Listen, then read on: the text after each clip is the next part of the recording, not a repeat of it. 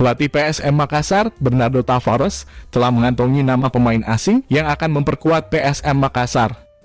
Saat ini PSM Makassar baru memiliki satu pemain asing, yaitu Wiljan Pluim.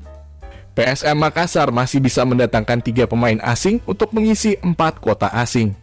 Makassar, pelatih PSM Makassar, Bernardo Tavares meminta diberikan waktu 1-2 pekan mendatangkan pemain asing. Tavares telah mengantongi sejumlah nama, namun ia masih enggan membocorkan, lantaran pemain tersebut masih terikat kontrak dengan timnya. Selain itu, ia masih mengarungi kompetisi. Kita sudah punya beberapa kandidat. Klub akan datangkan, namun tak benar langsung saya ucapkan karena mereka masih bermain dan belum mengakhiri musim di kompetisi mereka ikuti, ujarnya. Mereka sisa menunggu menyelesaikan kompetisi baru bergabung bersama PSM Makassar.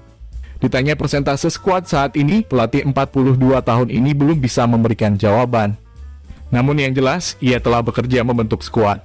Komunikasi telah dilakukan dengan petinggi klub PSM dan menganalisa banyak pemain. Ada beberapa pemain yang memang kita datangkan, akan tetapi ada beberapa tidak berjodoh dengan kita. Ada beberapa pemain yang kita perhatikan sekarang.